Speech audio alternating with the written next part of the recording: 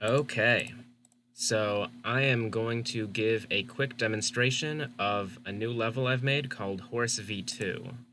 So this level works a lot differently from most racing levels. It has kind of its own rule set, which is strictly enforced by a bunch of architecture that I had to add on top of everything.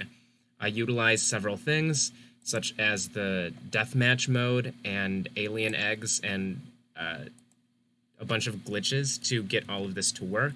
But what you end up with is basically a follow the leader type game, which is turn based.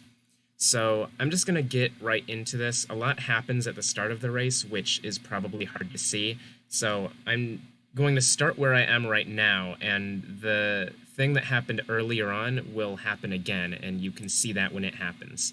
So right now it is the guest player's turn, and the guest player has to get a mine, and they place a mine somewhere in this green area to make it more difficult for the opposing player to pass.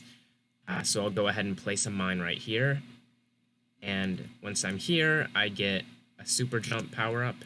And what I'm going to do here is I'm going to flip a bit, which basically says that I have placed my mine. So if I go here, I hit that bit, and now I have to go back, and I have to run through the level again. Now, the reason for this is that if I were to place the mine in a place which made the level impossible, then I would win by default, so that when the other player got a turn, they would be forced to hit the mine. So forcing you to pass your own challenge prevents you from making a challenge that's impossible. Whatever challenge you want them to beat, you have to be able to beat yourself as well. So we'll go ahead and go through again, and now that the bit has already been flipped, I can stand here. So when I go down here, I flip the bit back, so the next player that goes through has to do the same thing, and now I can go up here. Now here's the next part of what makes this a little bit different. So when this match started, both players had, I think, 9,999 seconds until timing out. But one player immediately hit a time block, and that just so happened to be the player whose turn it did not start with. So the player that has their turn is under pressure to complete before the timer runs out, otherwise they lose. So now that this player has completed their turn, if they go through here, they now have a 10-second advantage over the player that did not have their turn yet, which means that now that it is this player's turn, this player now has a 10-second disadvantage and must complete the level. This way, if either of the players attempt to time out the level or just wait, then theoretically, if they were to wait, then they would just lose when the timer ran out, whereas the player that was waiting for the other person to get their turn would win the match. So I'm going to go ahead and run through this level again.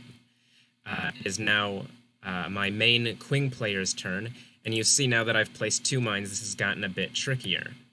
So let's run through here again, and I'm going to talk a little bit more about what is happening when I go down this chute.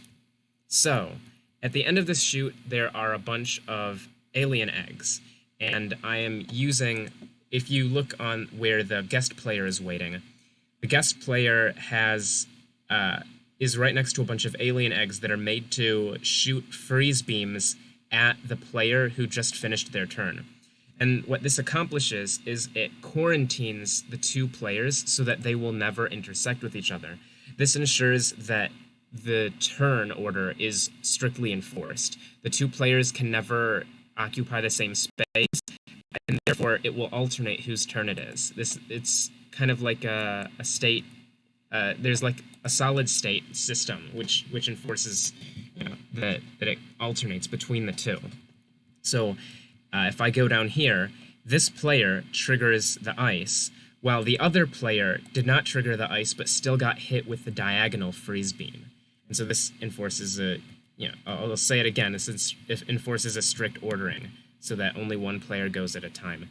This is probably the most important development out of all of this because enforcing turn order is what forces players to play. That, in addition to the time blocks, means that the only way to win this against another player who knows the rules of this game is for you to actively participate and play the game the way that you were supposed to.